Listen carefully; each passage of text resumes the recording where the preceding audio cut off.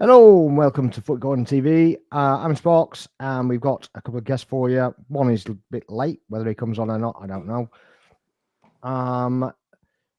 We've got Charlie. Welcome in, Charlie. How are we? Yeah, I'm good, mate. You? I'm just about recovered. Yeah, it was a good day Saturday, wasn't it?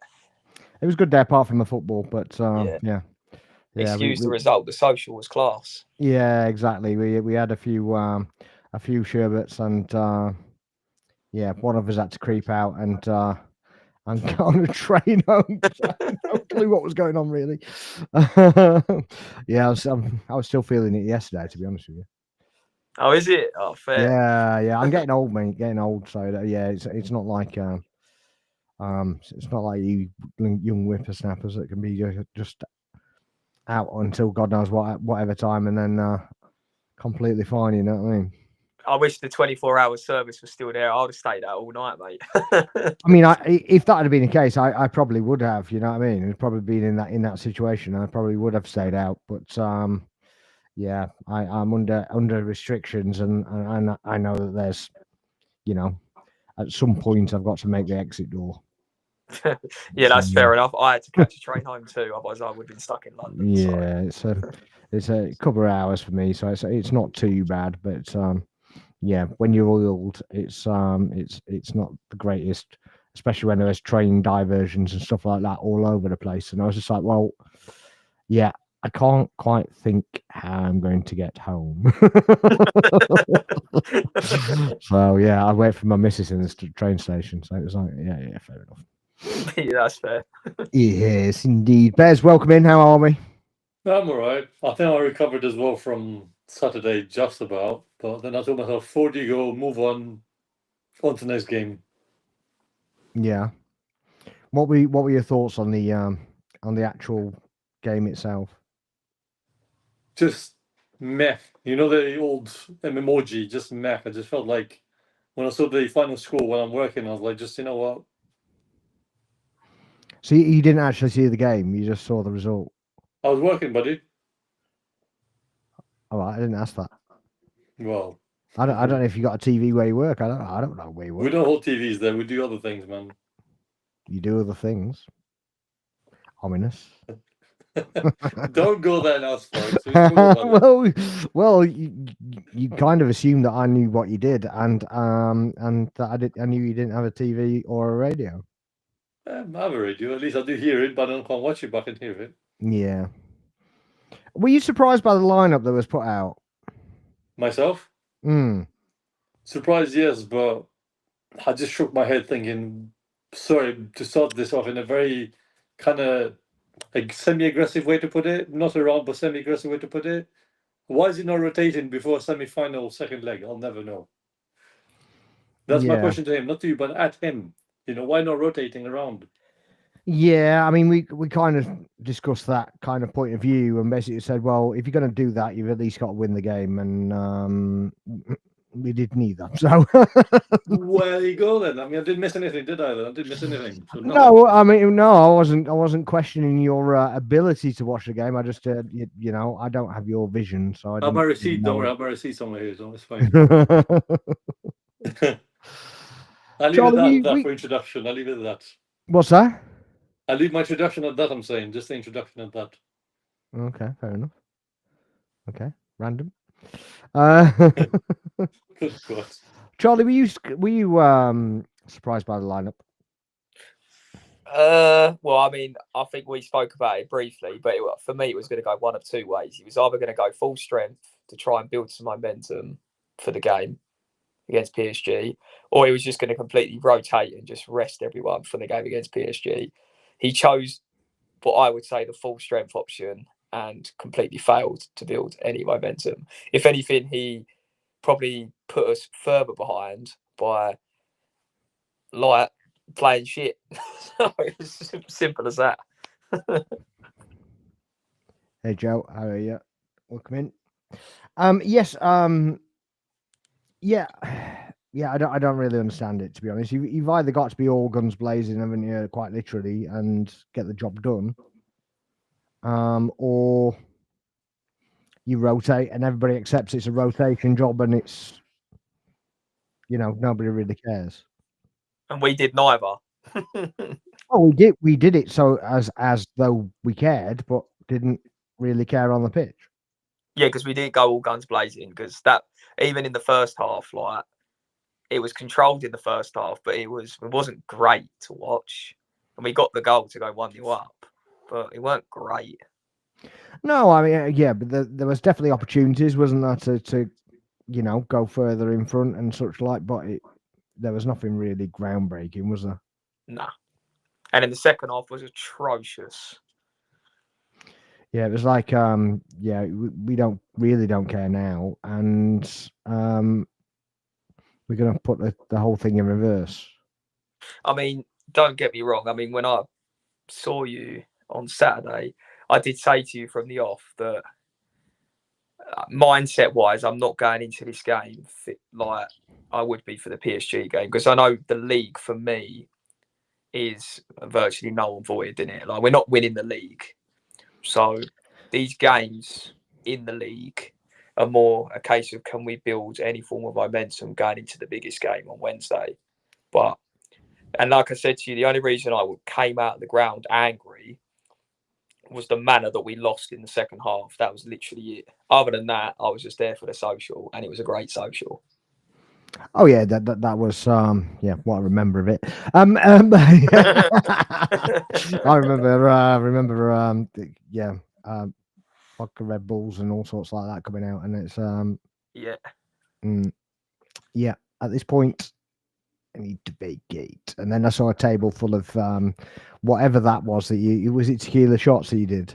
Yeah, tequila. Oh mate, that was brutal. Yeah. That was shell. Yeah, they're always like it when they get together. They're dangerous. So it was like, okay then, you better show me the door. But in terms of the league, do you actually care where we finish, as long as we finish in Champions League football, or are you of the opinion that we have to finish second and that's it? See, that's a bit of a tough question, because I don't think there's a definitive answer to it, because you're going to get some people that are like, we have to finish second because otherwise it looks like we've regressed in terms of our league position and form. We've regressed in terms of points no matter what. We're not getting 89 points. Like, that's just not going to happen.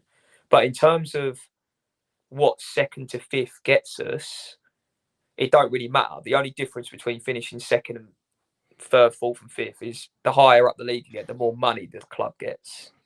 It's a couple of million quid, and it's nothing groundbreaking.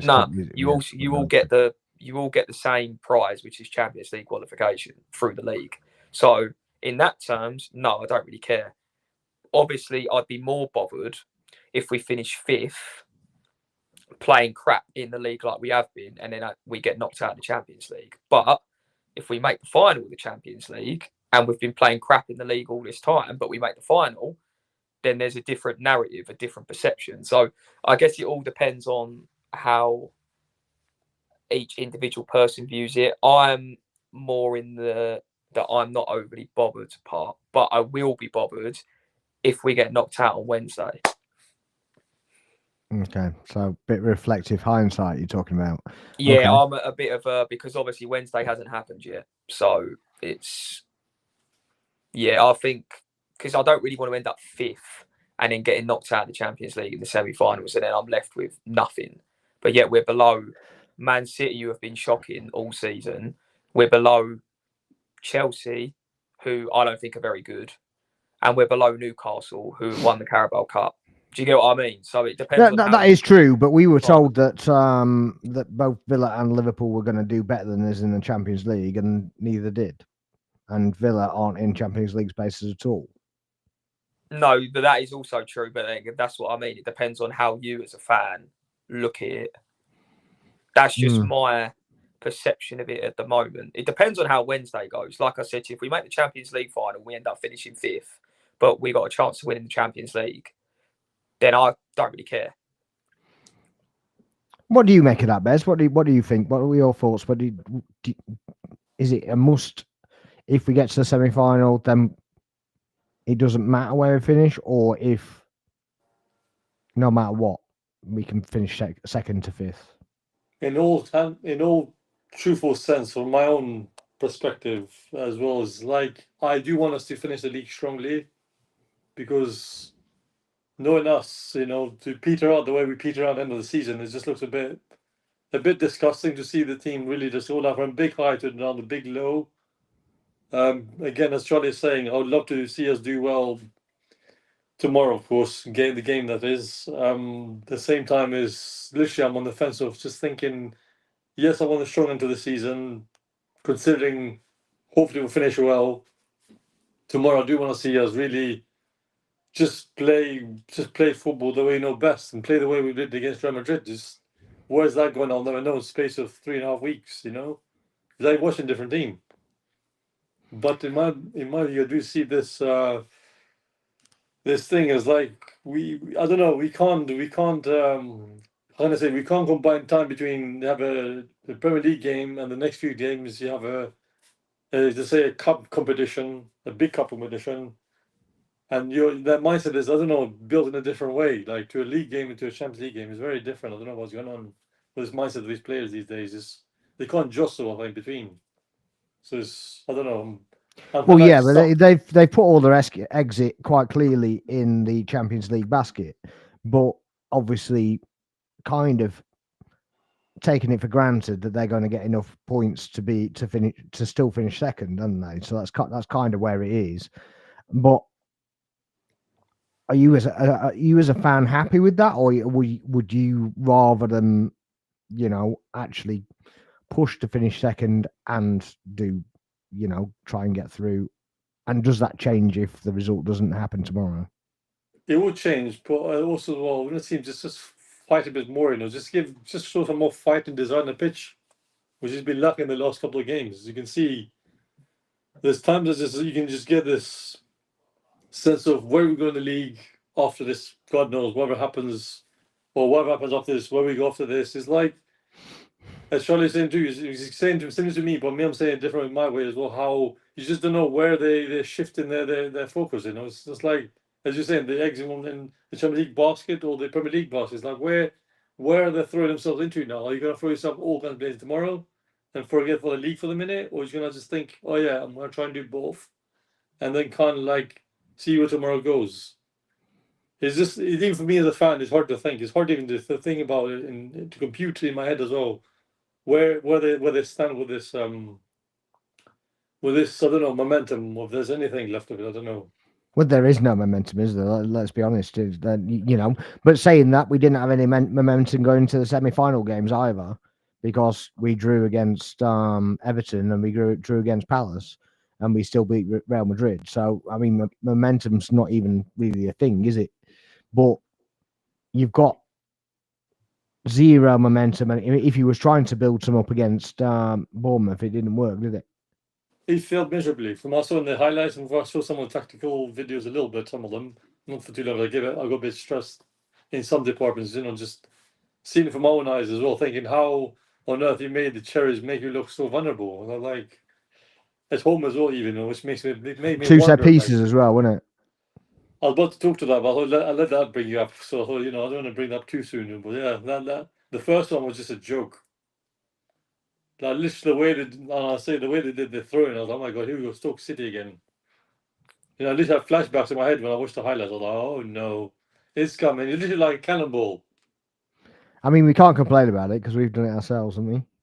I'm not complaining, but just literally like Rory the Lap is back in town in my head. Literally, I was like, for fuck's sake, lad. Yeah, I mean, it was coming back anyway. Aina does it the same thing, doesn't he? So he kind of does that little bit of missile that people seem to have worked out. So they don't score from that kind of thing anymore. Yeah. But I don't think it's kind of been a thing that we deal with since Gabriel's gone out, is it? Well, we're lacking. How can I say this? Not presence, but we're lacking that physical.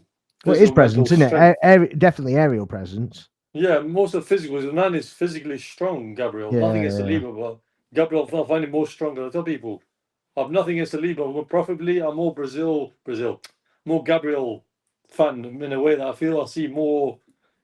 He's more commanding as well. I don't know why, but I see him. He's more commanding in the box than. He's more of a Sadio. leader, isn't he? Yeah, like you have Sol Campbell and you have Kolo Toure, which can be Saliba in my eyes. And Yeah. then, But I do think that that Saliba reads the game better. His positional sense is better. yeah, When he's taken a zonal location, I think Gabriel's much better.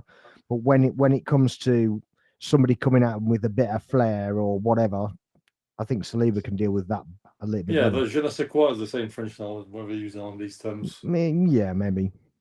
Yeah. Yeah, that kind of thing. Do you think we're missing Gabriel, Charlie? Yeah, I think of course we're always going to miss him because he's obviously been our best centre back this season.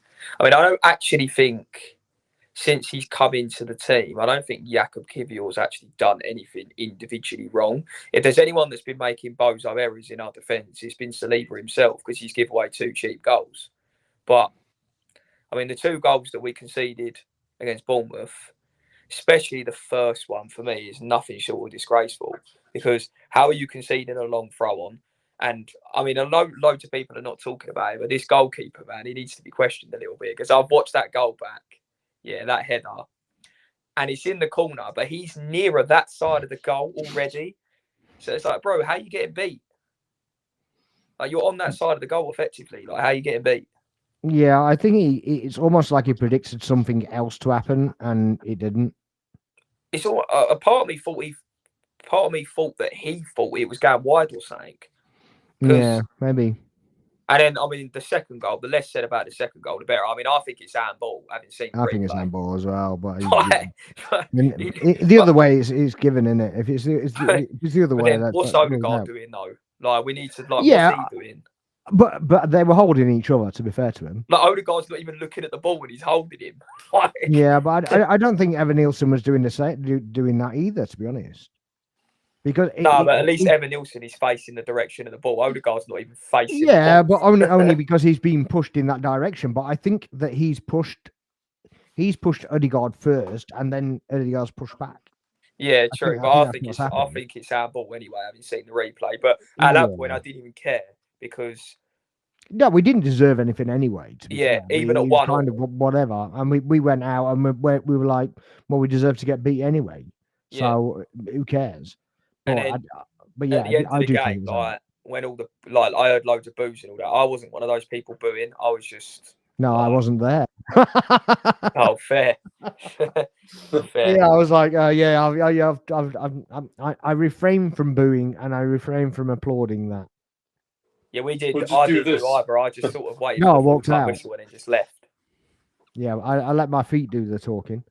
But yeah, it was just like I said to you. I mean, my personal mindset, even before the game had begun, was social, good day, and then if we get the win, brilliant. If we don't get the win, as long as we don't lose in a ridiculous way, which unfortunately is what happened, then I ain't going to be too pissed. Like, I mean, it could be worse. We could have lost by 4 or something stupid like that. You know what I mean? But it's a small kind of pale of insignificance that kind of. Yeah, but what's worse is these performances, because of obviously all the eggs being in the Champions League basket. These performances are now being accepted by certain parts of the fan base just because they're like, "Oi, rah, we've got a Champions League game." And there's a part of me that's like, "Yeah, okay, cool, we got a Champions League game, but you're professional players. You've still got a job to do, innit? Like, I don't expect you to turn up and stink the gaff out. Like, the fans, whether you go home or away or whatever, the fans still pay their money to come watch you play, innit? Like, yeah, but this is what I think. Was it you that said it was a dead rubber or whatever? And it was like, well, we still paid to go. Yeah, no, yeah, it's free. Yeah, but the thing is though, my wording of dead rubber got completely twisted into.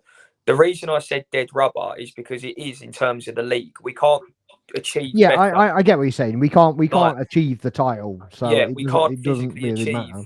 So every Premier League game now is effectively a dead rubber game unless we fall out the Champions League places. Yeah, but we could still drop from second. So essentially, it is still some kind of jeopardy in it. Yeah, so in that respect, then it's not a dead rubber. But for me, like I said to you, based on where we are at the moment and what we've still got to play for, I see it as because, like I said, you finish second to fifth, you get the same thing. The only difference is you get more money.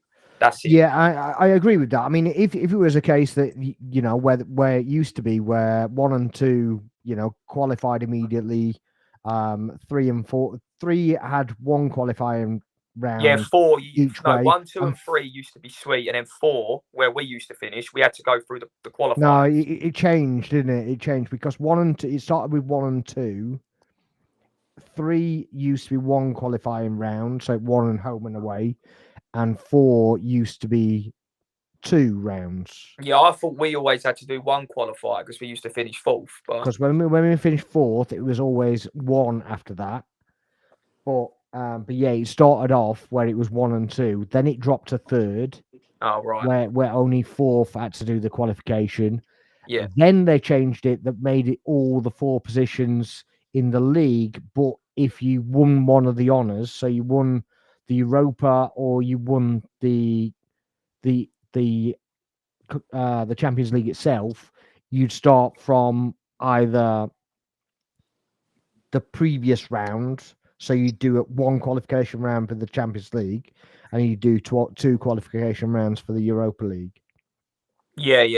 So, but I always used to remember us when we used to qualify through the league. I always remember us having to play playoffs. Olympiacos or whatever it was. We did a couple of Turkish teams actually. We did Fenerbahce was the one for me. Yeah. Galatasaray. We did one. There was the Fenerbahce one when we absolutely slapped Fenerbahce up. Yeah, but yeah, it hasn't got that jeopardy anymore, so it's not that bad. But yeah, how do you see the qualification for the Champions League and other competitions through the cup competitions now, Bez? What do you make of that? Well, to be honest with you, for the FA Cup, I do want Forest to win it. I'll say that as an underdog fan, I always want the underdog to do well. So I hope they do provide some entertainment. No, I mean, what I mean is for qualifying for European competitions. Pardon me, I misheard you. Yes, right. Through obviously through other competitions. So whether it be through another European competition, Europa League being Champions League, or being, the League Cup is Conference League now, and FA Cup is Europa League. Yeah, so let's say, again, possibly we might see obviously Villa in one of those competitions again, because Villa just have that standard now, have some of the players, have a decent, in all respect to him, he'll have a decent manager, a quite good squad as well that can go places if they have the right mindset. So Villa will just be thereabouts. But what I'm talking about is actually the concept of it. So do you think it's right that the League Cup and the FA Cup provide a platform to get into another European competition? Is what I'm trying to say. Yeah, of course, it's a good thing. It benefits our league big time. Because I think I don't want to watch it. I need to re-find it if I can find it again. But someone was saying, like, why do people still think the Premier League is the best league in the world? Because it is. There's no argument. But apparently, people are still questioning the integrity of this league's quality now. I don't understand. Like 1 minute, let's say our team can beat someone 3-0. Next thing, someone team beats us, and so on. It's like people still questioning the integrity, how this league apparently is failing. It's like, how is it failing when it's so, I don't know, dramatic, so open to anything that you can see is unpredictable at best of times, So you usually just sit back from the fence and just shake my head, just thinking, why they attacking our league? At least, okay, they attack my team, which I understand, me with my heart on my sleeve, the best way possible to say it. I feel lately as well, a lot of these European fandoms or these European fan teams around, they start to question our league now. It's like I'm losing my drive to even defend this league now. To think how on earth you defend the Arsenal for what we are, and then you defend our league for what it is. Literally, I don't know where they getting these comments, if they exist as comments. I don't know what these I don't know. It just feels like leeches in my head. Everywhere I go, all these sort of fan bases in my head. Fair enough. Just also, I'll bring that up before I forget about it. But I just saw it the other day. It's like, wow, what a weird thing to say. Yeah.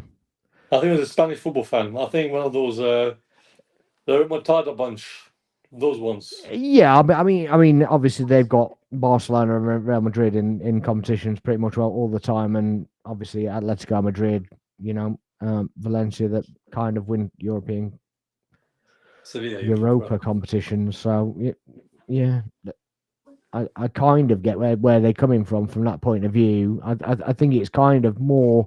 There's kind of been a bit of an uproar because two teams that are so low down in the Premier League are getting access or potential access to the Champions League. Do you agree with that, Charlie? Do you think that it should be the case that the winners of the Europa, whoever they are, whatever position they are, they should get access to the Champions League? See, that's a tough question because again, it depends on how you look at it individually, innit? Like I mean, I don't. Based on their league position, absolutely not. They don't deserve anything. But then, like, that's what that competition is there for, and it's who like that's why that competition sort of has its like relevance. I think if you won that competition and you didn't qualify for the Champions League, like the Premier League teams that are in it, for example, like Spurs and Man United, they wouldn't take it seriously. They just put out reserve sides every single week. I think. If they couldn't get in the Champions League that way, that's why they're taking it very seriously because they know it's their back door into the Champions League. In terms of the cups, I actually think the FA Cup would benefit more from teams being able to get a Champions League place from it instead of like fourth place in the league or fifth place in the league or something, purely because it offers you a Europa League place. The bigger teams in the league tend to disrespect it more now unless they're drawn against each other. Like you look at all the top Premier League sides, or like even like your Villas and your Newcastles and all that. I know Villa made the semi-finals this year, but they had favourable draws. In terms of in general, like we haven't since we won it, we haven't made it past the fourth round since we won it, and a lot of that is because we've been rotating players and resting players. And I think a lot of that is because, like we were talking about earlier, he's been throwing those sort of games away to try and prioritise the league. The Conference League, I mean, that's a new competition anyway, really, isn't it? So that's sort of just like a by-the-by sort of thing. I mean, that gets you a place in the Europa League. I mean, for teams like Chelsea, that don't mean anything, but for a West Ham or someone like that who won it before, a place in Europa, for them, it would be good. So I guess it depends on what size of club you are and obviously how ambitious your owners are. Like if I was in the Conference League, I'd want out of that ASAP. I'd want to win it, of course, but I'd want out of that ASAP. Yeah, but I mean, obviously the FA Cup would then give an opportunity for teams to basically maybe rotate actually in the league as well. So they could literally focus on the FA Cup. If that was a Champions League spot available, they could literally that's what I'm trying to say, innit? I think because it's a Europa League spot that you get from it, a lot of the bigger teams like us don't take it anywhere near as seriously now because obviously we should be fighting for the title every season, in my opinion. So naturally, that would get us a Champions League place anyway. So the FA Cup for our club becomes less of an importance, even though for us as fans, obviously we want to win everything that we can. But for a Nottingham Forest, for example, who haven't been in the Champions League for however long, that competition offering them a Champions League place instead of a Europa League place, all of a sudden, like you said, they might rotate a bit more in the league. I don't know. I guess it just depends on how you see it as a fan, but also like your club as well. Yeah. So where do you see this season? Say we don't win tomorrow. Where do you see the season being as a whole? Do you see it as a regression? Do you see it as just stagnated, or what do you think? In terms of the league, it's definitely a regression because we've been nowhere near as good this season. I know, obviously, we've had some big key injuries at certain points in the season. Well done, you acknowledged it. Well done. Yeah, it's a minor factor, but I wasn't having it yet because people were using that as a sole excuse, and I wasn't having that. Yeah, but I think we had a discussion, and I kind of explained what my thought process was, and you kind of accepted that a little bit more, didn't you? Yeah, because my biggest thing is, there's been plenty of times this season in games where we could have killed opposition off, or we could have done things better, whether that's tactically, discipline. Like, we've lost a lot of points through either ill discipline, bad management decisions, as well as injuries. So it's a whole collective. What I would say with the ill discipline thing, whilst I agree with that, and those players should take note, other players have done the same thing, and they've not been punished. I'm just caveating that. I'm not saying that that's an excuse. I'm just saying that in future, I want everybody to play by the same standards. Yeah, you know what I mean? Because I think that those set of rules were brought in, and they were shown to be ridiculous, and then they removed them.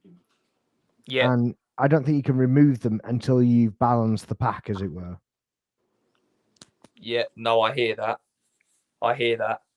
But yeah, in terms of the league, for my personal opinion, it's a massive regression for loads of mitigating factors. Obviously, like we've spoken about it, like the bald, obviously, I mean, I've always balled out. I'll make that perfectly clear. No matter, like, they need to go. But in terms of the cups, I mean, the Champions League, like, other than the other night where the first 20 minutes we were shocking, and then once we got into the game, it wasn't. The Champions League, he's been nothing short of exceptional, because the Inter Milan game was a fluke penalty, which was never a penalty in my opinion. I think we should have had a penalty as well, to be fair. Yeah, in terms of that, him and the players have been nothing short of exceptional. The Cups, the FA Cup, was disgraceful in my opinion, but that's not on him, that's on the players. Should never be going out in the third round, in my opinion, no matter who we're playing against, especially as the record holders. So just like we speak about it, we had opportunities to put that to bed as well, didn't we? I mean, we just didn't take them. So we had shots from like a yard out that should have been taken, and a clear-cut penalty that, well, if the captain doesn't think he's going to score, then he has to give it to somebody else, in my opinion. Yeah, I mean, obviously the players are solely responsible for us exiting that competition when we did. Like, the manager takes no blame there whatsoever, because we created. So when you said, because we were talking before on off air, when you said before that the previous couple of years he's basically thrown the League Cup and the FA Cup, are you happy that he didn't do that this year?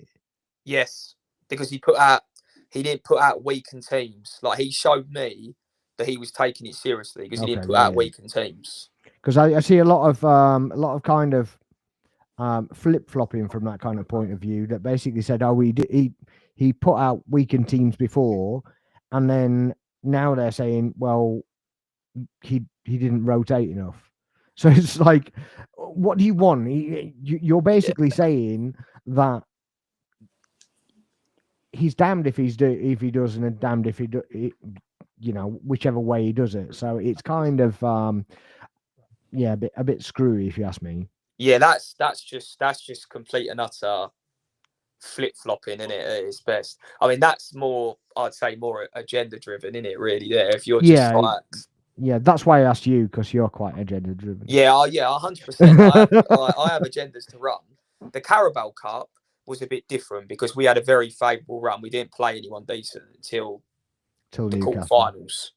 When we, and even then in the quarterfinals, he rotated heavily, and when it weren't working, he brought all the big guns on, which I'm okay with. If you're going to rotate, at least put them on the bench and bring them on if it starts to go wrong. unless the game's already dead and buried. If we're 3-0 down and we're completely out of it, then I don't want to see anyone coming on. I'd rather stay safe. So in that regard, I've got no issues with him there whatsoever. He actually took them all seriously, whereas in the past he sort of threw competitions away to prioritise other stuff. The biggest one for me is the league. For me, the league season in general, like with all the mitigating circumstances and factors, has been nowhere near good enough.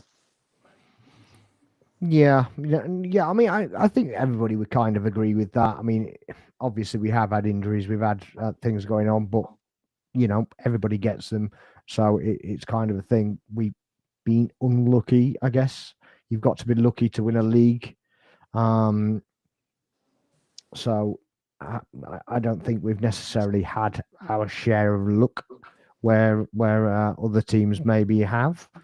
But yeah, I don't think we recruited properly in the summer in the first place. So I think that was a part of the thing.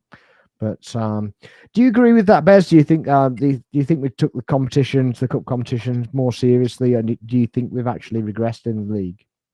We have. Well, that's why I listened to Charlie a lot without trying to interrupt you. I tried to say we're gonna get clip for this, but I'll say it to you. Regression in the leagues has been, of course, there has been. No excuses. I'm sorry, and I'll say this. I'm sorry to our fans. Injuries are part of it. I accept it. Really, true. Well and truly, even though I didn't like to admit to you mid-season when you asked me, I think mid-season, and I kind of ignored the question, but I think now, yes, injuries came at the wrong time, wrong place. Sometimes. The ill discipline when it came to our side of things, that's when I lost a bit my patience as a football fan. Like, why can't you just not overreact for a change? Just take the feedback from the say official. Like, take it well. Don't overreact. Like, cool down a bit. As Charlie was saying as well, League Cup we tried. We went there about it. We were knocked out. I forgot who knocked us out now. Well, I don't want to know who knocked us out. I was there the first. Excuse me, I was there. The FA Cup game as well was there too. Unfortunately, it had to be done. I did try in that one. League wise as well. That's why I'm shaking my head a lot because I don't want to waste our time talking about something you already talked about. But basically, league wise. No, just quickly, just before you go through, because you kind of glazed over that a little bit. But which part? Do you put that on the cup exits on the manager, or do you put that on the players? Well, quarter-final, the League Cup, I'll just give it like a little choppy, half and half. The League Cup, I kind of blame it a little bit because surely you can see what he did to you. Like, they bullied him to the level that he didn't know what to do. The man just froze. In my eyes, he just froze. So he didn't react quick enough to the summit of Newcastle's attacking and destroying us as they did. You know what I mean? Yeah. In my opinion, it's just my opinion. The FA Cup game, which I was there, very cold night, as in all that game against Man United. I don't blame him at all. He tried everything. He tried almost everything. Bear in mind, they had almost quarter of the game, if I'm right, for 10 men. He tried almost everything. But then, as Charlie alluded to, I'm using Charlie as a quote mark now, but basically, the way Odegaard just stepped up, I'll take the penalty. I'm like, but you don't take the penalty. You just came back from injury. You're not fresh yet to be able to. Sorry, you're not yet in tune with the game until you come back from injury. Give it to someone who probably has the mindset. Take. Give it to someone who has that capacity, or maybe I think Jorginho playing that game. Give it to the next best thing, or give it to Rice, whoever was playing that game in midfield next to him. So I just shook my head at that game, thinking, why? Yes, I know he's the captain, but why are you taking the penalty? Do you think he tried to play himself into form by doing that? I totally wanted to get to that. Yes, he did, because he thought, I'm here to prove a point. I'm back from injury. Let me just take charge as a captain. But sometimes, as a leader, the best thing to do, just step back a bit, let someone else take the spotlight. That's the way I see it in my eyes, anyway. But with this man, do you think maybe it had something to do with the Kai Havertz incident where he wasn't doing very well, and there were 3 potential penalty takers, and they all kind of got together and went, here's the ball to Havertz, and he kind of got a bounce off that, and he thought the same was going to happen. Yeah, you could say that. I mean, it was just a tough game to be in. All that stadium just felt like the game was there for the taking against those lot. Because I don't want to talk bad about United in general as an old rival, but for me right now, it just felt like he just took that summit to say, okay, I've got this. I'm going to do this, man. I'm like, you just came back from a kind of big injury. Like, can't you just hold your horses for 1 minute? But that's my Yeah, opinion. I don't disagree with that, to be honest. I think he maybe should have taken a step back and just gone, well, you know, you got a bit of form. We need that goal, and Yeah, because think of this, like Jorginho, I'm sure was playing. Correct me if I'm wrong, please. I'm allowed to be corrected. I think want to be Jorginho was playing. Yeah, Yeah, because Jorginho's a good penalty taker. I mean, he's good. He's pretty much the best there one of the is. best. Yeah, and Yeah. it's one of the best we've ever had, isn't he? You know, I from a I don't midfield rant position, now certainly. because I feel it's not fair to rant, but I just feel like, why did you just give it to him? Just say, look, take it, Georgie. Just take it. You take it. Like, I want to give. I want to give. Remember, I wanted me to say he gets fouled. You tell his teammate, you take the penalty. Like, I want to give it to you. But anyway, and also Yeah. my only, well, yeah, we saw the game in Real Madrid when Salah missed the penalty. I just want to briefly touch on this. The way he just told Saka, you taking the penalty. I mean, like, I do get that, but that game was meant to be for you. You should have taken that penalty, Odegaard. But it is what it is now. So you think Odegaard should have taken the Real Madrid one? Yes. Interesting. Do you feel like that, Charlie? That is very interesting, actually, because I don't feel like that at all. Do you see what I mean, though? I know what you're saying. I thought Saka was our penalty taker, as it were. Yeah, but it'll be nice to see him score against Madrid. Just to that sweet feeling, you know. Just because he's come from there. Well, yeah, of course. Oh, okay. Just the sweet irony, you know, the bitter sweet. Okay. What's he taking back, Charlie? The only thing that annoyed me about the Saka penalty at the Bernabeu is he looked like he succumbed to the pressure a little bit because he tried a ridiculous Panenka that was never a. Instead of just putting his foot through it and forcing the keeper to make a save, he tried to do a Panenka and it was just like, nah. But he screwed it anyway, didn't he? Yeah. Because it should be in the middle. Go down the middle. It went slightly to the left. Yeah. Just a perfect height. Yeah, quite a lot to the left, didn't it? To be fair. Yeah, but then at the same time, though, he did in the second half shut everyone up. And Inter are going to score. That's a goal. 1-0 Inter. Nice. Was it level? It was level, wasn't it? In the previous. Yeah, it's 4-3 on aggregate now. Yeah. I thought it was 4-4. To be honest, I don't know why. Yeah, so sorry, as I was saying. Yeah, it's fine. It's 3-3. I know it's 4-3 is probably. Yeah, the penalty in the FA Cup, like, I know what people are saying, and I don't disagree with the whole Odegaard scenario, but then he had missed a penalty. As far as I'm aware, he'd actually never missed one, so I didn't have a problem with him taking it. My biggest issue was when he stepped up to take it, he completely telegraphed where he was going. Even I knew where he was going. That's what I'm trying to say. Sorry, Fabio. But you can see the way he's walking. Sorry, I'm sorry to interrupt, Charlie. I promise I'll let you finish. He's just walking like a wounded animal. Just came back from a big fight in the Colosseum or whatnot. And I'm telling you, like, I was literally watching the game. I was there. No, call me mad. Call me whatever you want to call me. In the Colosseum. Why is it in the Colosseum? But that's the only thing that comes to my head, man. Well, they get the Lions Den. What is the whole thing in the Colosseum? Lions Den, then, if that makes you feel any better, I don't know. Oh dear! But literally, you can see him walking. He was not confident. I mean, that's what I'm gonna say to it. But hey, yeah, I wouldn't even say he weren't confident. He didn't bother me that he was taking the penalty. It was just like when it was saved, I was like, Odegaard, you've telegraphed where you're going, mate. That's the only thing. It weren't a bad penalty. It was right in the corner. The keeper just made a good save. Yeah, I think he telegraphed it. I think he tried to give him the eyes, and he just wasn't. He just wasn't clever enough, was he? Yeah, but the thing is, though, it was right in the corner, so he actually had to get down and save it. It wasn't like Saka's one, for example, where all he had to do was effectively fall to the ground and just parry it out.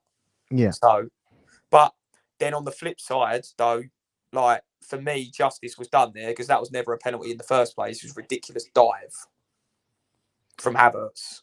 I think there was contact. I don't think it was a penalty, but there was definitely contact on it. Yeah, it was minor contact. I don't think it was a.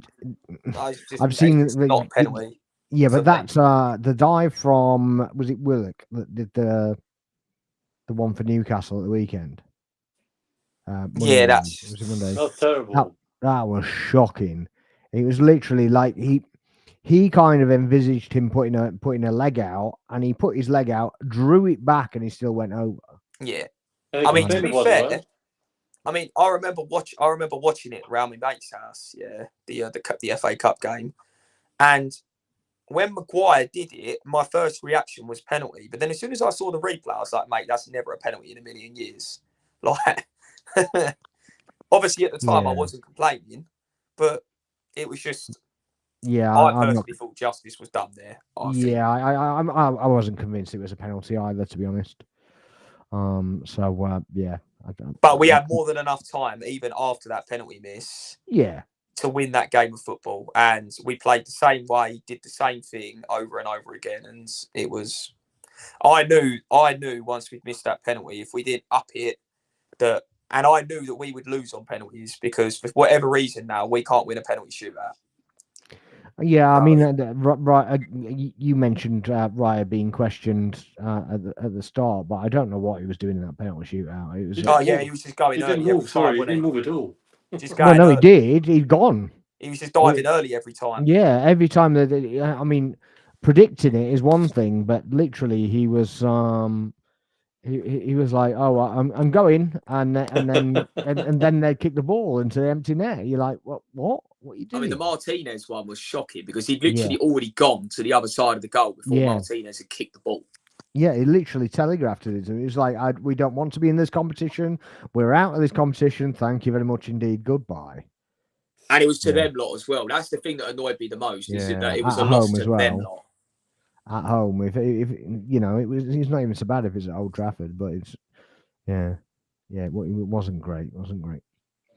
But that's not on him. No. That's solely on the players. That was one of the things where you look at that and you go, mate, the manager can't. For that, I said for me, like Havertz is just as culpable for why we went out because he couldn't score from a yard out.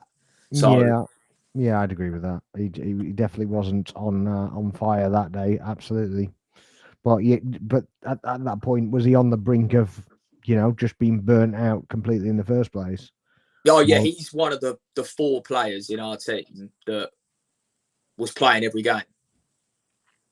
You had him, Rice, Saka, and Big Gabby. Yeah. Them four the one, and then obviously the season before it was Partey and Saliba. So it just is what it is, isn't it? Like. Yeah. Where do you see Kivior? Do you think he's actually got a future at Arsenal, or do you think he's gonna get sold and get somebody else, or what do you think? Is that me? Anybody? Go on, Bez, you go. I'll see a future, provided he doesn't get distracted or lured by any club who must be like, mate, we'll provide you with a good bank account. We'll provide you, a stability in team or like a place in the team. I think him, from what I see, is his body language. I watched the training before the game tomorrow. From what I see, his body language is on point. He seems hungry to push on to the end of the season. I just feel in my head, and I hope he doesn't just say, turns around and says, you know what, Arsenal, I'm just done with you. Those, I don't say names because there's a big recite now of these ex-players, these snakes, shall we say. And I don't want to allude to them right now, but just I feel like I hope he doesn't leave in a bad way to say, I'm done with you guys, I'm just leaving now. This is me, I am done, I'm walking out. In my head, I hope he doesn't do that. Do you think losing, actually leaving to get game time is snaky though? Surely, if you're in the starting lineup and you're going for more money when you're actually in the starting lineup, that's more snaky than actually going for game time, isn't it? Yeah, but this ex-players, others we know, just left for the sake of off it or for the sake of. I'm talking specifically about Kivior because obviously, of course, for example, yeah. Obviously, until the injury to Gabby, he hasn't really got a look in at all. I mean, he had a couple of sub appearances, in cup competition was very, very minor. Okay, but in retrospect, though, and in all respect to him, as you say, just all by him, if he decides to just leave and say, you know what, Arteta, you just threw me there just because you had no one to back you up, and I'm the only one there, and I'm just leaving by. Okay, just say, fine, it's not a snake maneuver, but I feel like, yeah, but we were there for you. We kind of like, we brought you here. We brought you to the club that clearly, is appreciated by the fan base. You can see here, this, despite some other moments in the past, past being the past, of course. But the present moment, he's actually done pretty good with his own. Yeah, I'm not disputing the job he's done, and I think that further kind of increases his cause to basically say, well, why wasn't I getting game time when I'm a quality player, even if I was only getting game time in the League Cup, for example, and you stuck with the two centre backs. Is it still snaky? Because hasn't he been underused and underappreciated, really? Yeah, he has been appreciated. You're right in that sense, but it's just the way I see it in my own eyes. I'm not saying it's wrong. I'm just trying to kind of. No, it's just the way I see it. For me, it would be a snake maneuver. For me, it might be a snake maneuver, only in my opinion. But hey. Yeah, I mean, in my opinion, that doesn't make him a snake. That just means he's kind of going to explore other opportunities. I don't really, that's no different to Smith Rowe, to Reece Nelson, to anybody like that. Really, I don't see them as snakes. I think they're as yeah. Reece is on loan, as we know, right? Reece is on loan, isn't he still? Yes, I believe he is. Yeah. Yeah, that's what I was trying to say. Reece is on loan. Smith Rowe, I can understand why, because we understand really the reason why. But the thing is, do you see him coming back? What, Reece or what's he? Emil? No, Emil's sold. He was sold. Reece, I think he might just give up. He's already been in 4 or 5 loans, isn't he now? I think he might just give up being here altogether. I've got a feeling. Something tells me I've got a feeling he might just say, I'm done with you guys. With us? As in, basically, we sent him on loan so many times. Yeah. When we needed him, as he couldn't be recalled really, and basically he's not been used much with, I think, Fulham, isn't it? Yeah. He couldn't be recalled. Well, he's injured, isn't he? He's got a hamstring injury, I think. Well, now we know, but hey, it's tough, really, it's tough. I mean, if he leaves, he leaves. What can I say? That's a different way to put it for me. Yeah, fair enough. What do you think that the actual squad needs going into next season, Charlie? So we need a 9, a top 9. We need a left winger that can either come in or compete with Martinelli directly. So we've got 2 players over there. We need. I know Jorginho's going, but I think there's obviously. He deal this week actually, hasn't he? Is that's agreed with Fluminense. I'm actually quite upset about it, but that's because I like Jorginho. Yeah, me as well. But he kind of doesn't now open things up for whether the Partey gets a new contract or whether he's going to go as well. Well, I think Partey will get a new contract. I mean, the club are idiots if they allow him to leave. I think. Yeah, personally. I agree with you. So I think Partey stays. I think Zubimendi, if that is concrete, that happens. He comes in.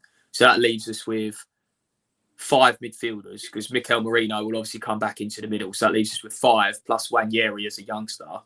So that's 6. Wanyeri can obviously also play Saka's position on the right.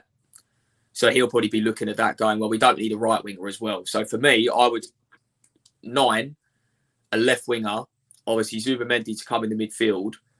And we need to sort this goalkeeper situation out, whether it's that Garcia or whether it's someone else. Ramsdale. Oh, mate, don't even get me started. I thought he's dead in a second.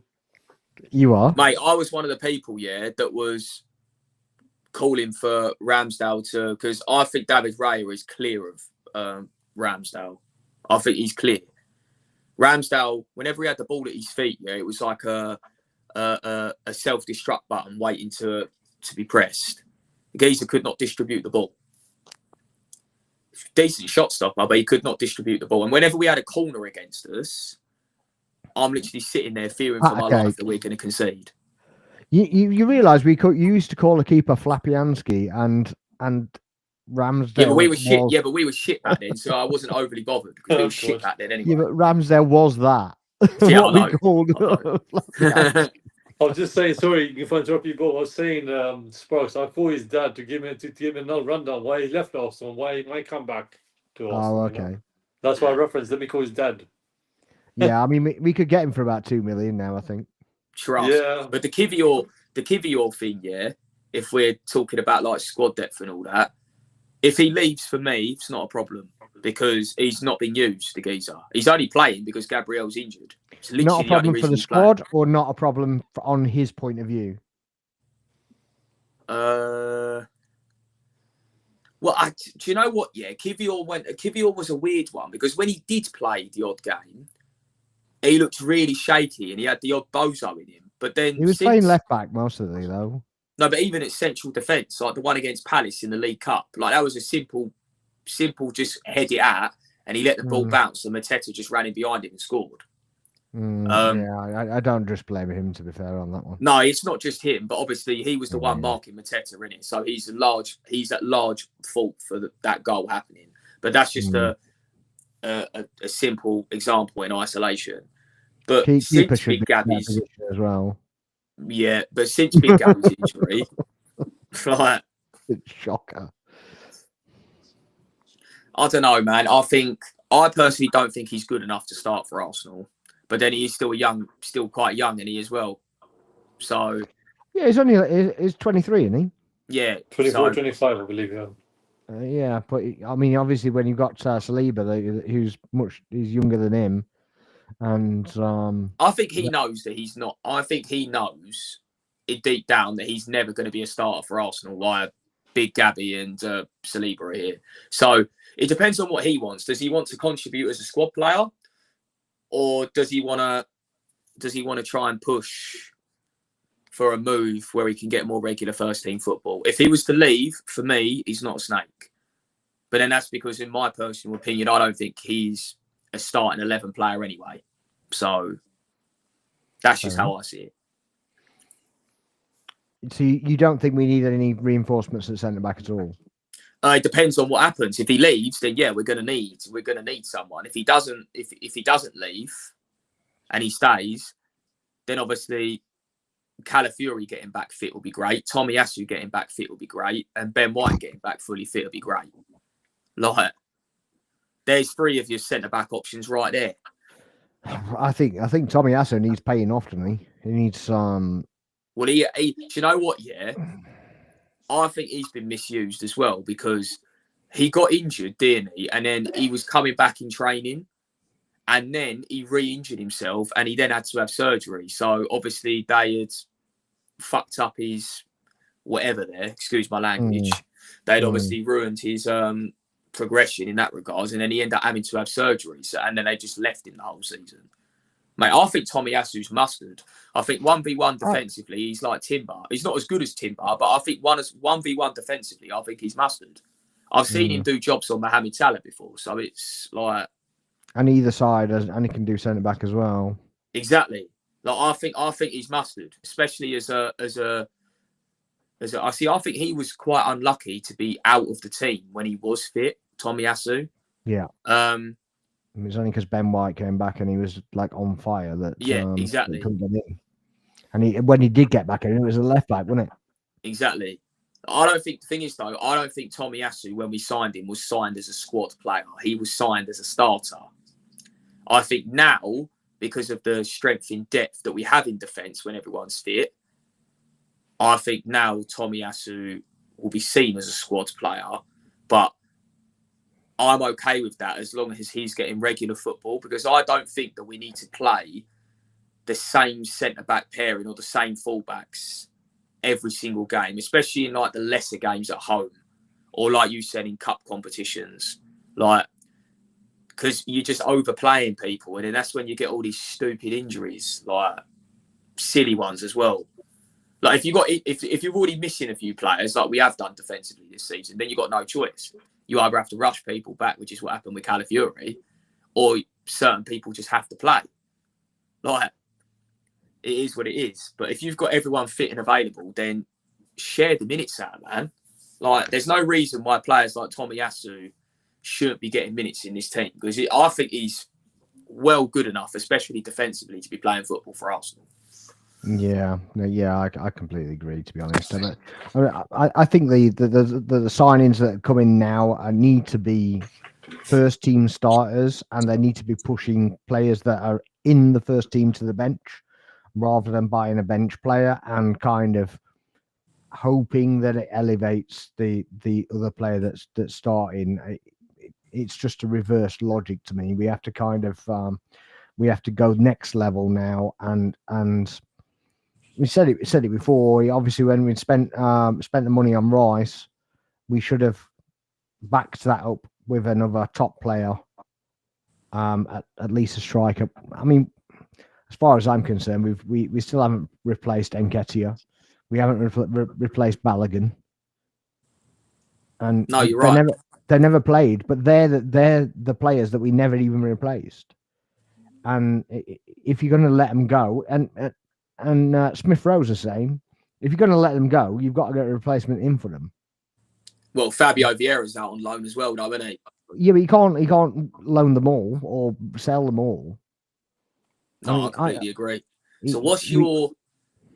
Because I've, in my mind, over the last week, I've got like a starting 11 picture for Arsenal next season in my head. Mm-hmm. And then obviously I know everyone's got their own target choices, but realistic. Like, so obviously mine would be like Raya in goal. And then fullback-wise, yeah, it depends on what you want on the day. I don't think Lewis Skelly and Timber should both be playing together, because both of them go inside. Yep. I think that Lewis Skelly should play with White, and I think Calafiori should play with Timber. Yep. Whichever way round you have it, that's completely up to you. Yep. And then obviously the two centre-backs speak for themselves. And then the midfield is where, for me, it got a bit interesting, because if we sign Zubimendi, yeah, he's not coming here to be a squad player, mate. That's a starter. Yep. So does he share the workload with Partey, which I've got no issue with, because I think Thomas Partey is the best midfielder at the club at the moment.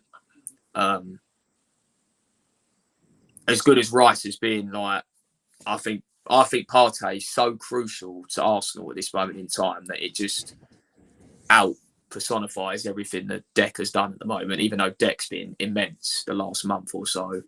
But obviously for me, it'll be a Partey or a Zubimendi, again, depending on who we're playing and what he wants to do. And then you've got Rice or Marino for that left 8 position, because I don't think Rice should play every game. Again, I think a game against a lesser team, or Inter again here, what a tackle. And then on the right, you've got Odegaard and Wanyeri, because I don't think we're going to sign an attacking midfielder. I just can't see that happening. Unless an opportunity comes up or we sell someone, I just can't see that happening. So long as that opportunity isn't a Sterling, then I don't really care. Yeah, well, I wouldn't even class that as an opportunity. I always class that as a panic buy. And it wasn't even a buy. Eddie classed it as an opportunity, mate. So that says everything you need to know about Eddie, to be honest. Exactly. And then up top, I had Williams and Martinelli for the left, just because I want Williams. I think that's realistic.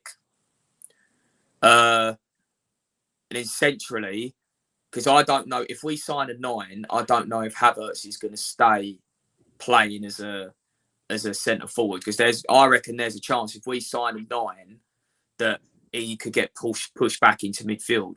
And before he got injured, like when we first signed him, I thought he was terrible in midfield. But before he got this injury, he played a few games in midfield and he looked like he'd got to grips with how to play that position, especially with Odegaard in there or Rice in there, depending on what we were doing and who we were playing against.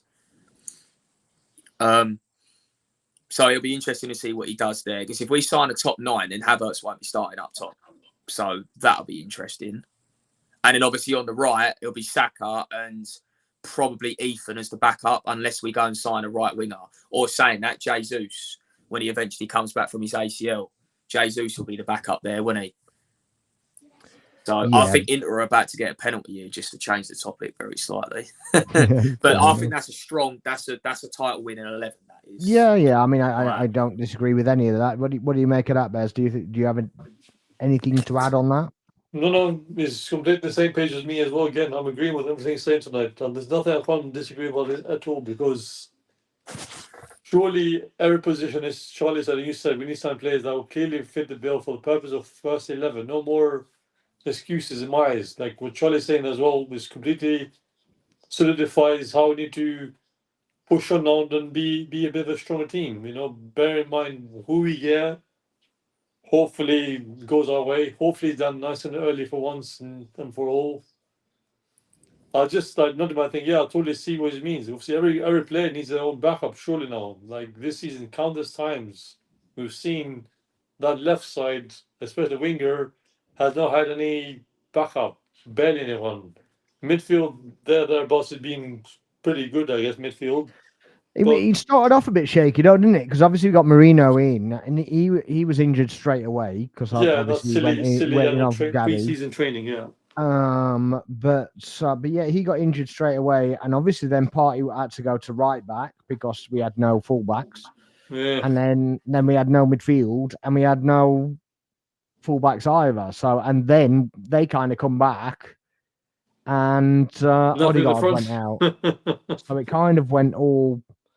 And that's all I guess when I'm talking about luck, that's what I'm talking about. It kind of nobody kind of got back, and then you can do it for a couple of games or whatever, and then they get injured rather than whatever. But I agree with Charlie as well. I think some of the injuries could have been prevented with a bit more management and a bit more. That's Inter Milan in the final. Is it 2-0? 2-0 penalty kick. That's Inter Milan in the final. Okay. Sorry, was that a dodgy penalty? Was it? No, it's good. That's good. No, it was Stonewall. Good stuff. He went through the man to get the ball. So yeah, I mean, a lot of people tipped him Inter anyway to do it at home. I said, mate, as soon as it went 3-0, I was like, yeah, Inter Milan to beat these at the San Siro. You know that Hansi Flick for Barcelona, right? I'm telling you, he has the same motif as Postecoglou. Yeah, it's exactly the same thing. He has no game management really. He doesn't pull anybody back. Man. Like, no, I'm not saying that they're not. What I'm saying is that he doesn't change the style of play to suit whoever is playing. Is he the same guy? Sorry, but I watched the German national team. I had the same problem with him. I think was it the last World Cup or the Euros or something? There was a little. I don't know. I was thinking there was Flick. Wasn't that Nagelsmann? He was there as well. Fancy Flick for the German team. Was he? Was it German team or the Bayern Munich team? Sorry, well, probably Bayern team. Excuse me, I got them confused. I was going to say it might be Bayern, but I don't think it was. Pardon me. Yeah, must have been. Oh, it's all kicking off. It's all kicking off. Well, this is because the Barcelona tax isn't working. Yeah, those Spaniards don't like the things not going their way, as we found out. The mafia's coming begging. Nice happened. What's happened? The Italian mafia's come begging against the Spanish. Right, so there's some kind of racism or something like that then. Yeah, I reckon because Martinez is going crazy. Yeah, like Lautaro Martinez. That's what's going on there then. Good. Yeah, that's Oh no, goal given. I think they were checking. Another news. They were checking McLaren did a good job on Sunday. Say that again. I said another news. McLaren did a good job on Sunday. Yeah. Yeah, but that's because they're way too good for everyone else. They clearly got the fastest car. It's a non-contest, bruv. Who have? McLaren. Yeah, but I mean, what I will say is that the Red Bull's not that far off it, you know. Yeah. Or Verstappen's Red Bull isn't. Yeah, they're miles off. It's only because Verstappen's a half decent driver, and because he won't concede position. He's the dirtiest driver in the world. If he conceded a position, he would have been much closer. He'd probably finished third if he conceded a position. Yeah, all he had to do was give Lando the position, and he didn't. He forced him off the track. That's what he does best. That's what he does best. And I say this live on camera. That's what he does best. I saw somebody post earlier, about Lando entering the track unsafely, bruv. Where's Yeah, he yeah. supposed to Did you go? see that? Yeah, that was mad. That was mad. The board, the advertising board, is coming in. What is he supposed to do? Where's he supposed to go, bruv? He was bouncing on the curb. He'd lost all his downforce. He can't go right because he's going to the boards. Something's going on here, bruv. Like, I don't know what's going on, but something's going on here. I just saw loads of people running on the pitch. Oh no! What, as in into fans or something? No, I think Barca are moaning about something, and it's caused some form of massive ruckus. Yeah, it's crazy. Ever since the penalty, it's just been non-stop. Well, it's close to half time as well, isn't it? So it's half time, 2-0. Yeah, they're probably saying that you should have blown the whistle for half time rather than potentially. Penalty, I suppose. That's probably but it was a penalty though. They can't have any arguments. It was a penalty. Yeah, but they want the timekeeping in their favour as well, don't they? But even with the F1, Lando coming back on the track where he did affect my lot though, because my two drivers end up touching each other because of Lando coming back on Williams? The track. Yeah. Yeah, but if he'd have kept going right, he'd have spun, and he'd have been in the side pod of one of them, and that had been into the side pod of the other one. Yeah, he had nowhere to go, Lando. So he'd have taken both of them out anyway. He had nowhere to go. He would have drove straight into the wall. Can I just say that, please? I'm a Williams fan as well. As much as I'm McLaren, and Ferrari's my main team no matter what. But the way Lewis was saying to Ferrari, have a tea break while you're at it, and that made me cackle so much. That was so funny, wasn't it? It was so funny. And he said Fred Vasseur came to his room after. I did see this one. Yeah, and he's basically had a word with him, and he's gone, you're really upset, whatever. And he was gone, mate, just calm down. That's nothing, right? If you want me to be angry on the radio, I can be angry on the radio, but that's nothing, mate. And we're just under pressure. The best one. I'm sorry if I get in your spotlight, but this way, then when he got told, Kyle is 1.6 behind, should I let him pass as well? Yeah. With that was science, wasn't it? Yeah. This one, the F1 was done so well. That was Leclerc, wasn't it? No, it was Hamilton, wasn't it? Yeah. Pass is sure. Yeah, and there's Kyle is 1.6 behind. He's like, should I let him pass as well? Yeah. You wanted me to let him go? Yeah, that was a bit mad. Have you seen the one?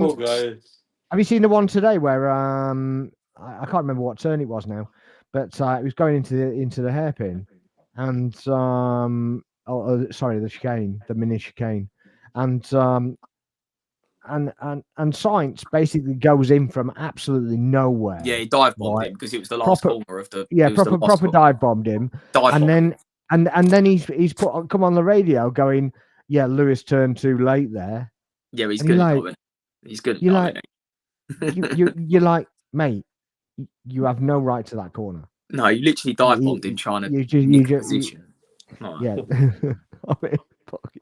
Mate, I need every point I can get at this moment in time. So yeah, but Williams are all right. Williams are really good in a straight line, to be fair. Yeah, bit of pace. Two good drivers and a bit of pace.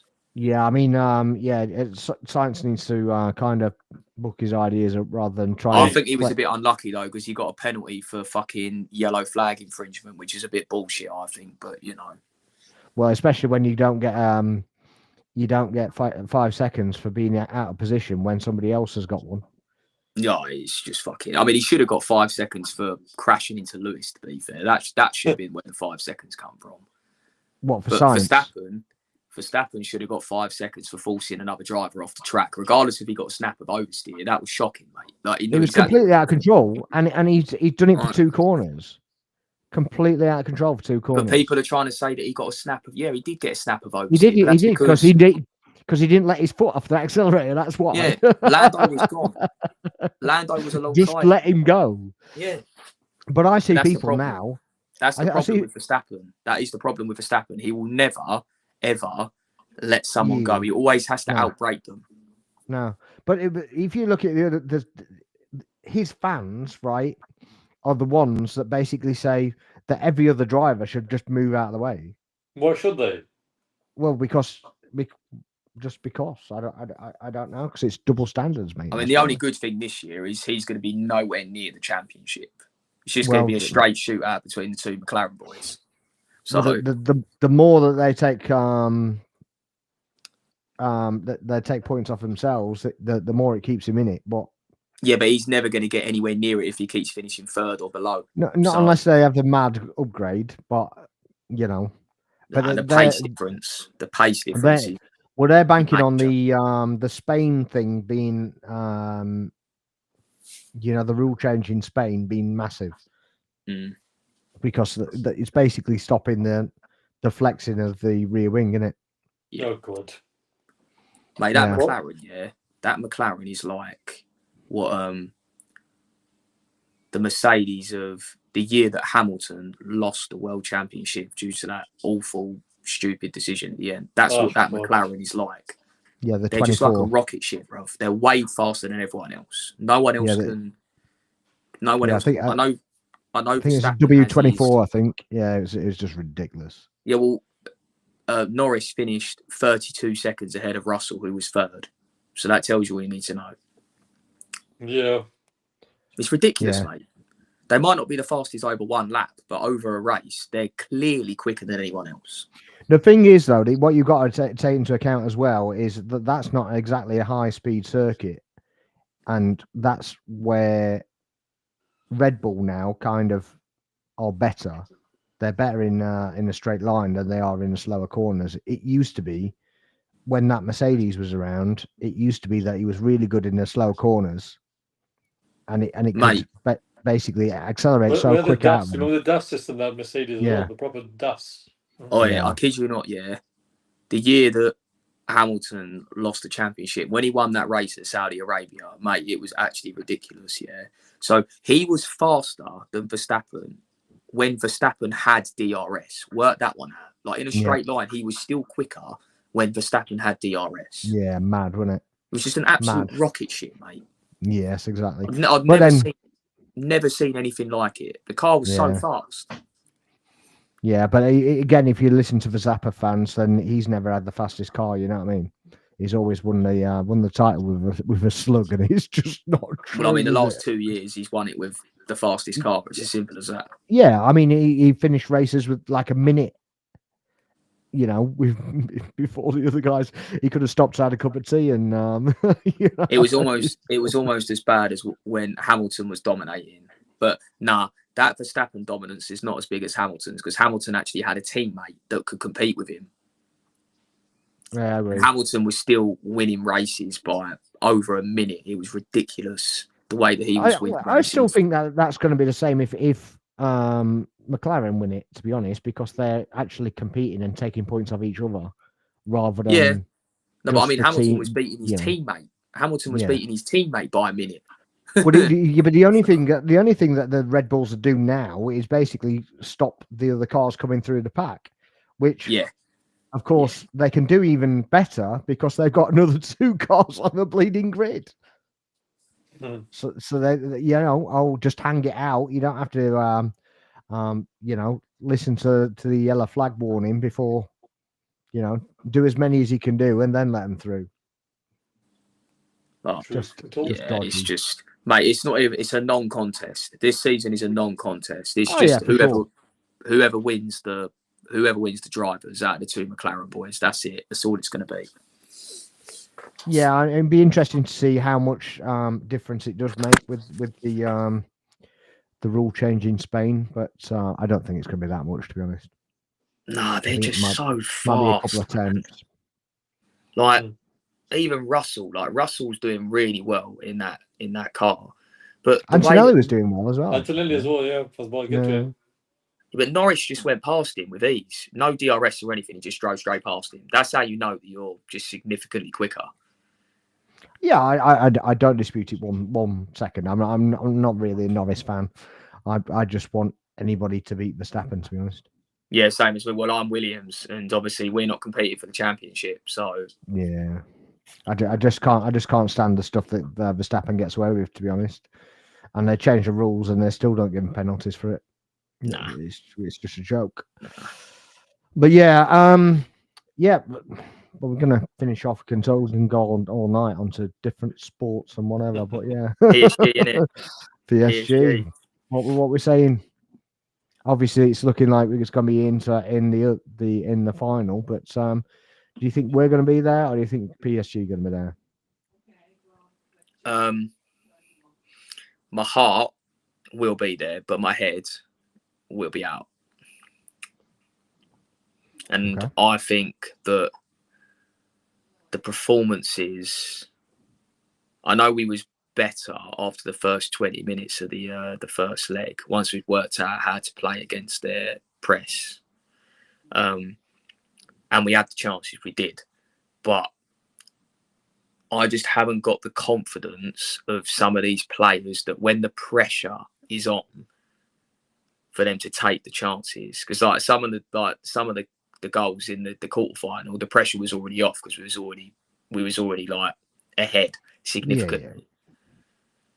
Whereas now, the big chances on the big occasion, like that, the Martinelli one for me is unforgivable because you'll telegraph where you're going. All you need to do for me is slot that near post and Donnarumma's out of the game. But that's just. But then I play centre forward myself, so I sort of like when you're in that position, yeah. Obviously, the natural thing you would do is do what Martinelli did, and he did it okay. It was just he fully telegraphed where he was going, so Donnarumma already knew what to do. I wouldn't agree with that. I think you're being a little bit over critical of what he did. And I mean, at the end of the day, his job's to get it on target and try and beat him. And yeah, there were multiple ways he could do that. I mean, could he been a little bit better? But I agree with you on the sense of if that was in the situation where there's no pressure on it, he'd have smacked it away no problem. But he just it'd have been a goal. That's the thing that annoys me. That would have been a goal. Yeah, but yeah, maybe I am being a bit overcritical, but that's because in the biggest situations, yeah, we as fans, we need you to score those chances, bro, to give us the best chance to go through. Like the Trossard one, yeah. For me, it wasn't so much the shot; it was the second touch that took him away from goal. I don't know why he went away from goal, because then all he could do was hit it across goal, which again I think gave Donnarumma. It was a good save, but it gave Donnarumma the chance to save it. Do you think he thought that Saka was going to be there or something? Well, if he was passing it to Saka, it was a terrible pass. That's all I'm saying. No, but I mean, you know, when he actually took the shot, well, when he took the touch, do you think he thought that somebody else was going to be on that side? Potentially, if saying it like that, yeah, you're probably right there actually saying it like that. But I watched it again and it was just like, okay, well, I can't see why you took the touch, but then I can see what you were looking for when you did the touch. So after if you look at him, his mannerism after, it was almost like, shit, I expected them to be there, and because they're not there, I've now got to do this. I mean, I hear what you're saying, but for me, it wasn't so much that he took that touch. It was more the way he took that touch, because he took himself away from goal. I don't understand why he took himself away from goal. He could have gone further in and then, all right, he'd have been in the same position as Martinelli. But I think the angle that he had compared to what Martinelli had was more favourable because he was more central. Yeah. But it's all like you said, I am being like quite overcritical, but that's because obviously like we need to score those chances. In the big moments in games like this, you need to score those chances because I mean obviously they had their chances as well. They let us off near the end twice. Yeah. So I think one was offside though, wasn't it? I think the Barcola one that everybody says he should have scored. It was actually quite clearly offside. Well, if he's quite clearly offside, then we've got away with one because he definitely should have scored. I mean, I don't know what David Raya was doing as well when he came out for that. Like he literally gave him the whole of the far post. Like, what are you doing, bruv? Yeah. Do you not think that Partey coming back makes the difference? Do you not think that gives us more potential in the game? Yes. I mean, I said this to you earlier, didn't I? Thomas Partey is so crucial to the way that we play. And he's the best midfielder at the club. I'll have that argument with anyone as well, but he's the best midfielder at this club. No, I completely agree with you. And I think that the reason that I'd kind of give him a contract extension, obviously there's kind of a bit of controversy about, situations that we know nothing about. But I think that whether he gets a contract extension is kind of an indication of that as well. Because if there is something underlying, I don't think we will extend it. But I think for a transposition, if you like, for when Zubimendi comes in and just to kind of get him to bed in a bit, I think Partey is kind of crucial to that. Yeah, well, I think, like I said to you, if Zubimendi comes in to players like because they're different players, Partey and Zubimendi. Partey is very physical. I think Zubimendi is more like a Jorginho in the sense of he's a deep lying playmaker sort of thing. It reminds me of a Santi, but in a different role. So more like a defensive Santi. Yeah, Partey's a ball winner, whereas Zubimendi won't be a ball winner. He'll be, like I said, a deep lying playmaker. But then against lesser opposition, especially at home when we're going to have lots of the ball, then it's only getting caught on the transition where we could be vulnerable, sort of thing. It's when we go toe to toe with the other teams that can actually play football. But no, mate, Thomas Partey is like, I mean, I remember the first game of the season when people were criticising him. And I was sitting there and I was like, mate, I know it's the first game of the season and all that, but he's the best midfielder at this club, bruv. Like, it's the best midfielder. I completely agree. Like, the geezer's mustard. Like, no wonder why when he was injured, like, not the year before, like when we just missed out on the Champions League, he spent a large part of that season injured and we were constantly rushing him back because we needed him in the team. Like, and since then, unfortunately, it's to play right back. That's the thing that winds me up the most about this manager, and that links into the Kivior argument. I think that he didn't fully trust Kivior, so the easy option was to, instead of putting Kivior centre half, it was to move Ben White into centre half and put Thomas Partey at right back, which obviously now, since Kivior's come into the team, I think that the trust element for Kivior is there now. So you might see, if Kivior stays, he might get more minutes. But then, obviously, we don't know what the manager's thinking. Like, he springs surprises left, right and centre at times, the manager. Yeah. So, but not always good ones, unfortunately. No, that's what I mean. That's why at times he really, really frustrates me. Yeah. Yeah. What's your take on the PSG game, Baz? What are we saying? I would like to see a win. I can envisage a win, provided we have a midfield that clearly is up and running for it. Because clearly the last game, I think the battle was lost in the midfield.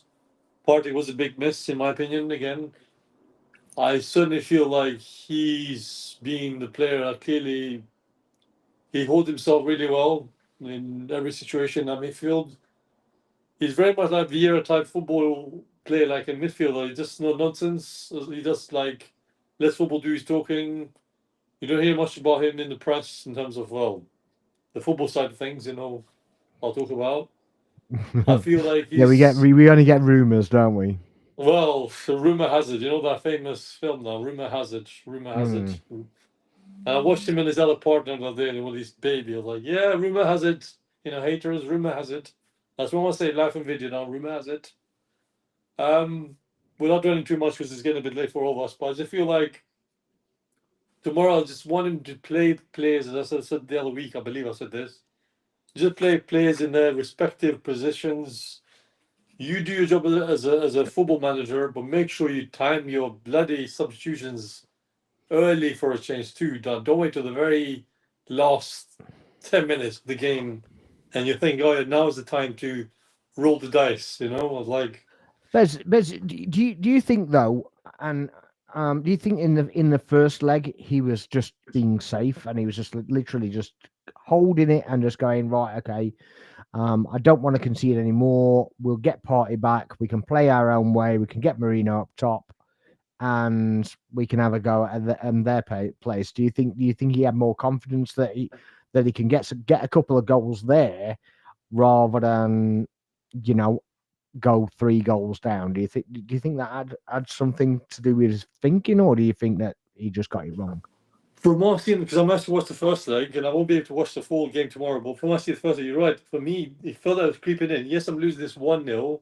From what I've seen the game, I felt that he was creeping in. He said, yeah, I'm losing this 1-0. I don't have the full strength squad, if that makes sense, without making excuses before we get clipped in this damn old dear of podcast, and now we get clipped all of a sudden. We only I get felt that clipped for the he good ones, mate. realised. Pardon? We only get clipped for the good ones, mate. Don't worry. Okay. That's what the aim is, mate. But you know, it's all good. Mate, I keep Exactly, you know. receipts, so don't worry about it. That's what the aim is. So basically, I feel like yeah, he kind of realized 1-0 I'm losing at home. I've got this. I've got the main man, the anchor. You know, as I said to you before, Yeah, the anchor that was to study basically that front flowing attack. Because I felt the best of times. There was a moment I was just screaming in front of my TV, like, why is he doing with these tactics? Why are you so late to you mix up? Like, why? Even in my opinion, well, why are you not bringing, was it Waneri a bit earlier? Like, why so later? Like, why are you burning off Saka even? Why are you, like, now this is screaming on television. That deep out loud. Yeah. But we can see why now. We can see, hopefully tomorrow, touch wood, and that is touch wood, physically doing touch wood. But I hope tomorrow he just does something right. Yeah, and you know, where people have said, oh yeah, he should have gone for it. He should have done this, that, and the other. I really don't agree. Just a quick one. I'm sorry, but I feel as well the free kick. I know it's offside. Offside. Couldn't say. I'm gonna be like crybaby. Yes, it was offside, but why didn't they let Rice whip it in again? Why didn't they then just attack the ball again? You know. You see what I'm alluding to? Yeah, I mean, yeah, we can kind of all pick out moments and whatever. If I know. You know, if Martinelli had whipped the ball in back post, even then, you know, maybe he's got a chance of scoring, or there is a more of a chance for a Saka or whoever to be on the back post. But yeah. Yes, there's nothing we really can do about it. So you think we're going to win, though, do you? I'm hoping.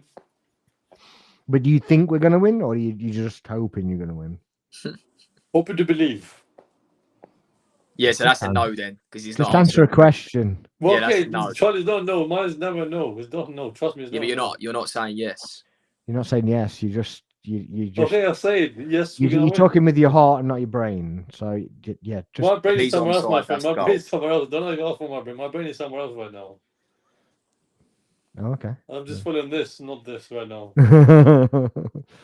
Fair enough. So you think we'll go through?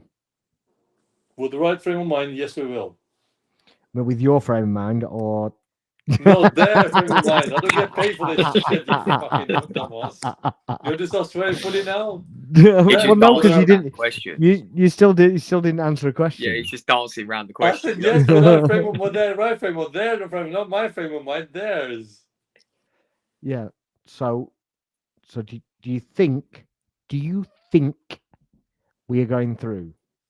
No, I'm not gonna think. I'm not taking it. So I'm not saying it. Are you wishing we're going to go through? Just answering the question with a question.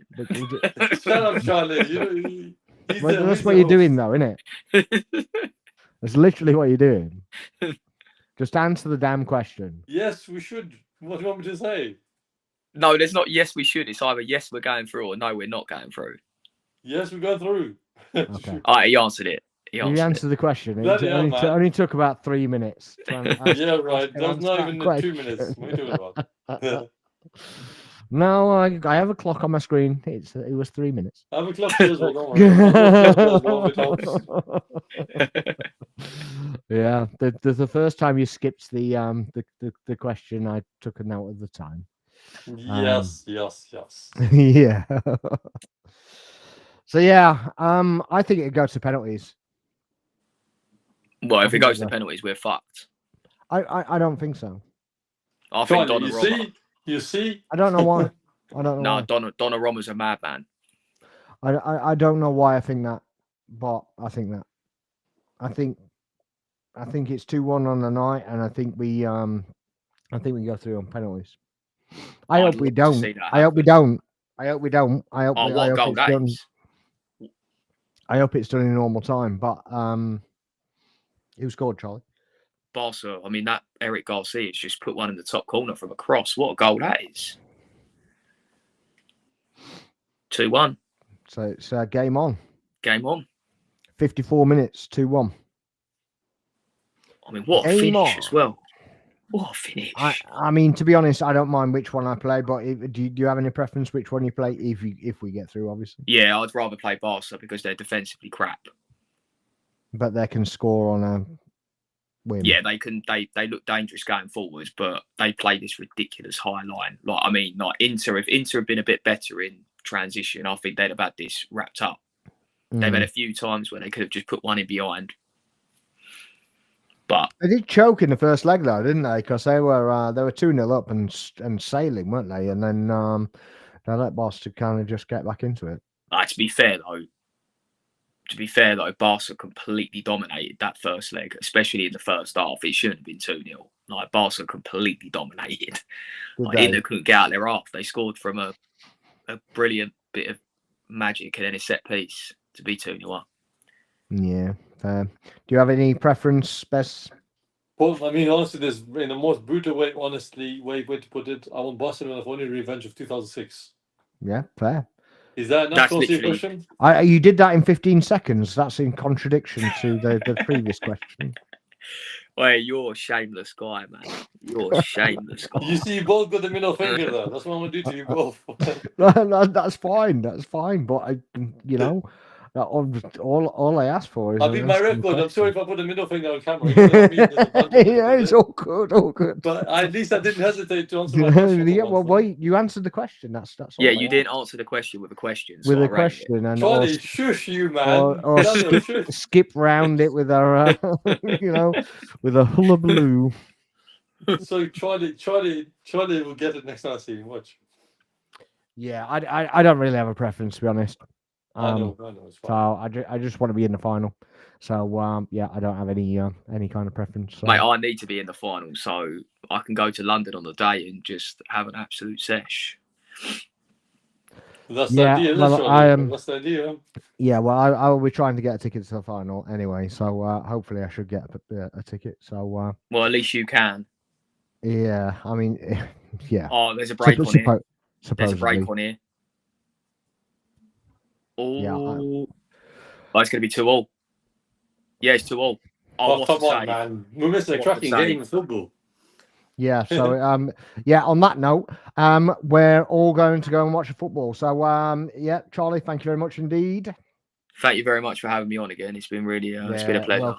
Welcome anytime. Bez, thanks for being on again. I hope I behave myself near the end, by the way. You are? I hope I behave myself near the end, I said. You behave yourself all the time. You just sometimes just don't ask questions. I'll work on that. Answering the question with a question. Yeah, you go right around the M25 and then come back to where you started. No, I lived in the A2, man. What do I need the A2? What are you talking about? Yeah, so there it is. Yeah, cheers for tuning in, folks. Make sure you're liking, subscribing, and sharing the video. And make sure you're commenting, and we'll get back to the comments in the comment section.